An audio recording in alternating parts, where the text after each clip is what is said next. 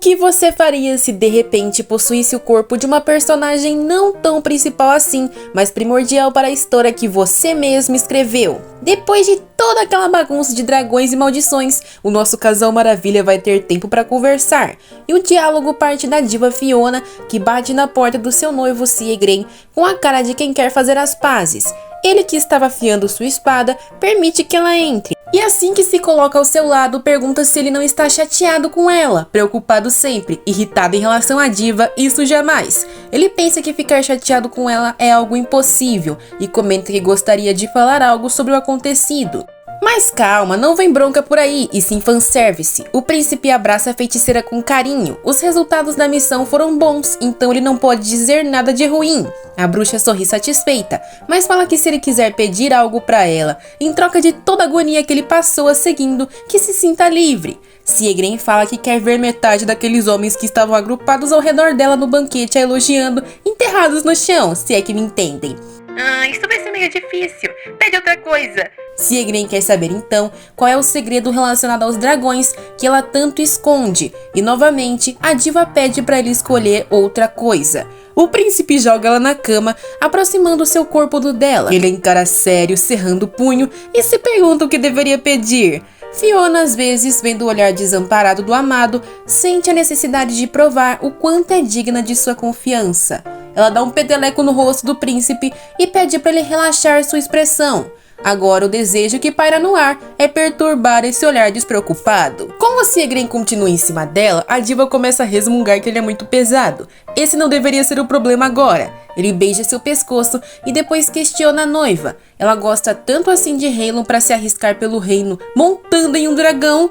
Fiona faz carinho nas costas do noivo e diz que nunca tinha visto Halon como um lugar que gostasse até agora. Ela poderia apenas dizer que cuidar dali era sua obrigação favorita. Afinal, é o lugar perfeito para enlouquecer.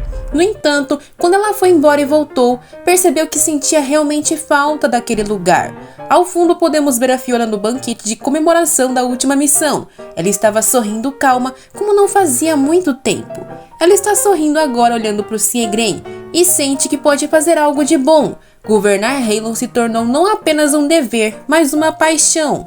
O noivo coloca ela sentada em seu colo e diz que ela fará um ótimo trabalho. Ver sua expressão o tranquiliza. Ele sabe que originalmente era a única pessoa a quem a feiticeira tinha um afeto especial. Porém, agora ela tem mais segredos e as coisas que valorizava estão aumentando. É egoísta falar isso, mas isso o deixa angustiado. Errar é humano, bebê.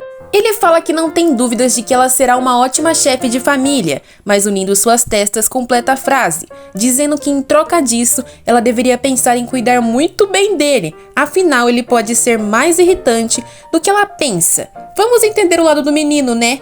Tanto tempo ao lado da diva e ainda não sabe o seu maior segredo. Aquelas palavras retumbam no ar. Vemos o Siegren segurando no dia anterior um pedaço da roupa de sua amada que estava voando e partindo para longe de si com o dragão vermelho. O rosto do príncipe estava repleto de agonia. Como ele pode acompanhar sua amada? Ela vai retornar? Essa falta de amparo psicológico deixou ele todo quebrado, não dá para culpá-lo. A cena corta pro quarto novamente e o Siegren estava com o rosto enfiado nos ombros da amada, em um abraço cheio de saudade.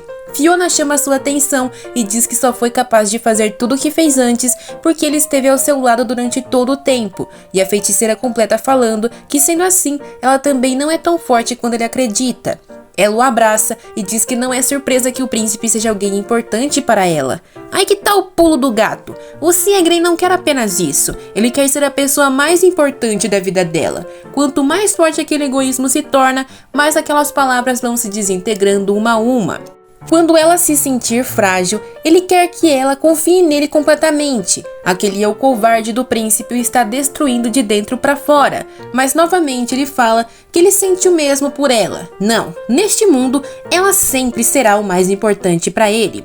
Quanto drama, gente. Vocês se amam, só falta casar e ter bebês. Depois de um tempo, eles finalmente retornam para a capital. As bagagens de Fiona estão voltando aos seus lugares. E finalmente a confusão acabou. Fiona está feliz por tudo ter se resolvido, mas agora ela deve voltar à sua rotina de sempre. Ela deveria considerar que o seu descanso acabou também. O cavaleiro de Fiona, Sr. Linder, aparece a cumprimentando, feliz por vê-la bem, mas infelizmente já trouxe coisas para ela revisar. mesmo que tenha apenas acabado de colocar seus pés na casa. Ele entrega um papel para ela que informa que desde que a mesma foi para Halon, mais e mais pessoas têm andado pela mansão. Nas suas mãos está um reporte que tem chegado muito desde que regressou. Desconhecidos passeando perto da mansão. Eles não mostraram nenhuma agressividade ou tentaram entrar, então não precisam prendê-los, mas é estranho. Sua intenção não deve ser invadir, já que fogem quando se sentem ameaçados. Inclusive, hoje o homem presenciou um caso inusitado que ela deveria ver por conta própria. Diante de Fiona está uma mocinha de vestido surrado e simples, a encarando perplexa. Uma menina que não parece ter mais de 10 anos. A pequena se apresenta como Lizzie no momento em que tem a confirmação de que aquela é a feiticeira Fiona. No momento, a diva ainda está falando gentilmente. Ela aponta para a dama e pergunta se é verdade que ela pode salvar seu irmão. Será que estão vendo a Fiona como a santa em vez de Eunice? Quem disse isso para ela foi a sua mamãe, que escutou aquela história de alguém muito precioso de alto nível. Ela o chama de o Conde. Novamente aquele desgraçado voltou para atormentar a vida da Fiona. Como se atreve a expor ela para fazer seus negócios sujos? Bill Curtis precisa se colocar em seu lugar. A mãe da menina disse para ela que seu irmão foi castigado pelo céu por cometer um erro, então nem sequer podem fazer um velório. Mas se a bruxa pode ajudar, como o Conde disse, talvez o homem possa voltar, e então os três poderão viver felizes para sempre. Que porcaria é essa? Mesmo que seja de uma família pobre, dá pra ver até que ponto os pais cuidam bem de seus filhos nessa condição, e não é o caso dessa menina. Ela fala que tem vivido juntos desde que o pai faleceu, e já faz 3 dias que ela não vê a sua mãe. A mulher sempre tinha sido amável, até o dia em que seu irmão partiu, e ela está com falta de ambos. Crianças que são assim manipuladas seguem cegamente seus pais, mas Fiona não pode mentir para ela. A mulher fala que não pode salvar seu irmão, quem se foi não pode retornar. Mas ela vai pelo menos tentar para que sua mãe possa voltar a morar com a menina. Sei não, eu tô achando que isso é uma armadilha, diva.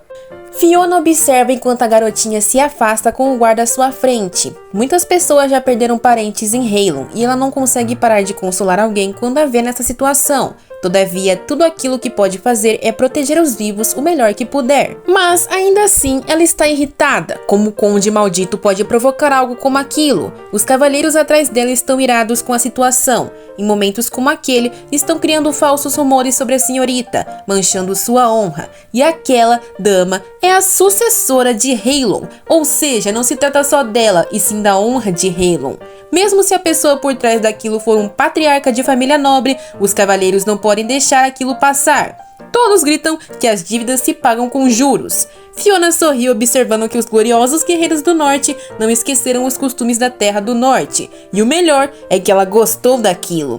A Fiona se vira falando que estava pensando mesmo que eles. Hora da vingança. Já estava com saudades da Fiona malvada. Bill Curtis era originalmente o 4º filho do Conde Curtis. Diferente de seus 3 irmãos mais velhos, não tinha nenhum talento exemplar ou uma herança para herdar. Ele passou toda a sua vida desesperado por conta de sua inutilidade. Digamos que a boa sorte chega mais cedo ou mais tarde.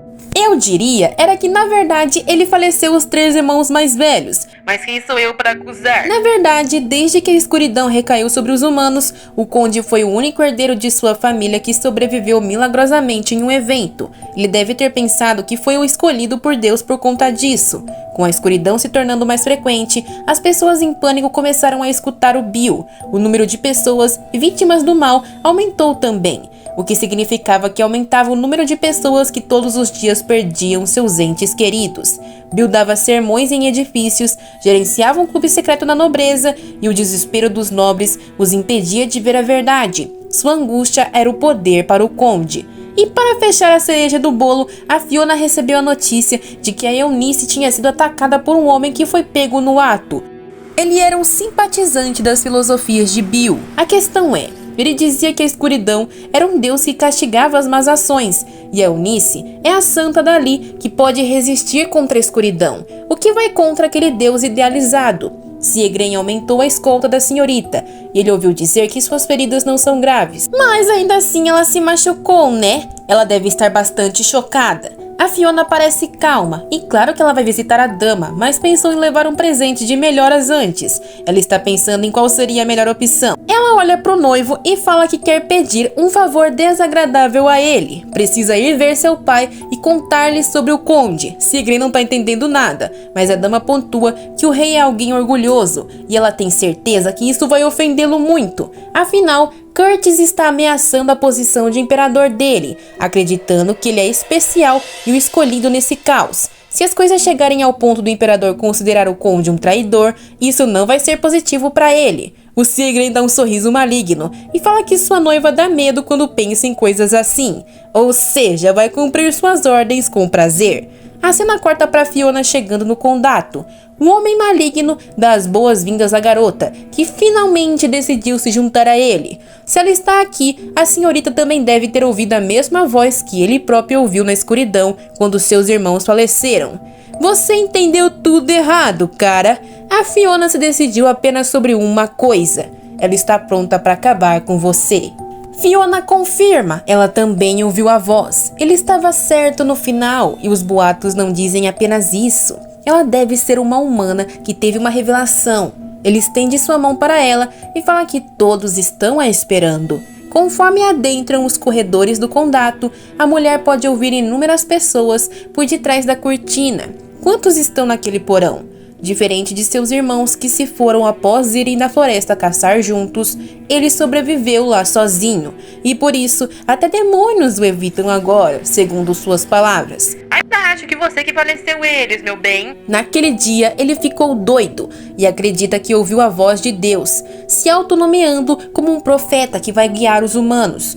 No início ninguém acreditou nele, mas felizmente a escuridão apareceu várias vezes e ele reuniu muitos fiéis. Ele fala felizmente quando muitas pessoas se vão para essa catástrofe. Que horror! Antes que ele faça uma pergunta para ela, uma mulher agarra os braços do conde. Ela berra perguntando se ele tem certeza que seu filho vai sobreviver. Ela já lhe deu tudo de valor que tinha.